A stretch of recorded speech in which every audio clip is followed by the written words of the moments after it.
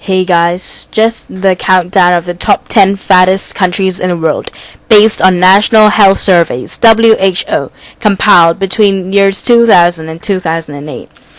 In 10th place, we have United Kingdom with 61%. Last month, The Observer begrudgingly reported that the heaviest man in the world was not in the US, but a 48-year-old Brit living in low-income housing in Ipswich, eating takeaways and playing computer games. His weight was an astounding number of 980 pounds. British bellies are expanding for the same reasons as everywhere else. A recent survey, however, ranked Brits among the bottom third of European nations in physical exercise, leading Health Secretary Andy Burnham to comment, "We're really in danger of being known as the best in the world for watching sport, but one of the worst for getting out there and doing it for ourselves." In ninth place, we have Croatia with an incoming of 61.4%. Croatia, where cardiovascular disease is the leading cause of death, is also a victim of the globalization of the food market, which tends to suppress traditional diets as cheaper processed foods from the US and Europe flood store shelves. Unlike other Europeans, Croatian men have higher rates of obesity, as opposed to Croatian women, and men tend to get even fatter as they age. It's no wonder that a Croatian charity announced in June of years 2009 that it had created the world's largest pair of jeans, the size of 6 tennis courts stitched together, from 8,023 donated pairs of jeans. Israel comes in at 8th place with 61.9%. In the past 30 years, the number of obese Israelis has tripled.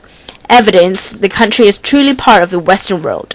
Like in most developed countries, flab is most prevalent among Israelis with less education, with Jewish women with college degrees having the lowest levels of obesity, and Arab women with basic education having the highest. In 7th place, we have New Zealand with 62.7%. In a study at the University of Otago, researchers found that how much time New Zealand children spend watching television is a bigger predictor of obesity than what they eat or how much they exercise. The study found that 41% of the children who were overweight by age 26 were those who had watched the most TV.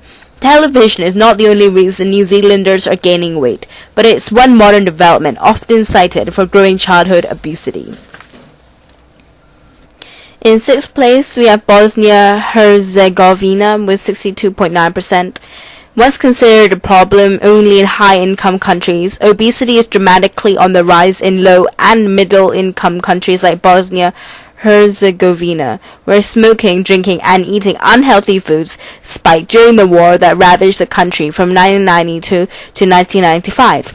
Those living just above the poverty line in developing countries are gaining weight the fastest, partly because of the tendency to fill up on cheap processed foods high in calories and low on nutritional value. In 5th place, we have Egypt with 66%. In the 1960s, Egypt produced enough food to feed its people a steady diet of red meat, poultry, lentils, maize, and dairy products. But by the 1980s, the population had outgrown food production, leading to an increase in food imports that created poorer eating habits. Obesity among Egyptian women is particularly high, often attributed to cultural taboos on women exercising or playing sports. In 4th place, we have Germany with 66.5%. When Germany found out that it was the fattest nation in Europe, health experts blamed the usual suspects: beer, fatty foods, and lack of physical activity. Like the rest of the world, Germans are suffering from an easy availability of junk food and more sedentary jobs and lifestyles. As part of the government's campaign to reduce obesity levels by 2020, it has launched programs to serve more fruits and vegetables in public schools. In USA, a figure of 66.7%. In the early 1960s, 24% of Americans were overweight. Today, 2/3 of Americans are too fat, and the numbers on the scale keep going up. Health experts attribute the rise to an overproduction of oil, fat, and sugar, the result of government farm subsidies started in the 1970s. that made it much cheaper to manufacture products like high fructose corn syrup, a common ingredient in processed foods. On top of that, investment policies changed in the early 1980s to require corporations to report growth to Wall Street every 90 days, said Mary Nessel, a nutrition professor at New York University and author of the book Food Politics. This made food companies seek new ways to market to the public. Obesity was collateral damage. In second place, we have Kiribati with 81.5%. Between the years 1964 and 2001, food imports to the least developed Pacific nations, such as Kiribati, which comprises 33 islands clustered around the equator, increased six times, according to the Food and Agriculture Organization, a United Nations agency established to fight world hunger. Those imports led to a huge influx in fatty foods and processed meat, such as spam and mutton flaps, fatty sheep scraps, often sold at lower prices than native food. In first place, we have the Isle of Samoa in America with 93.5% of population. That is overweight.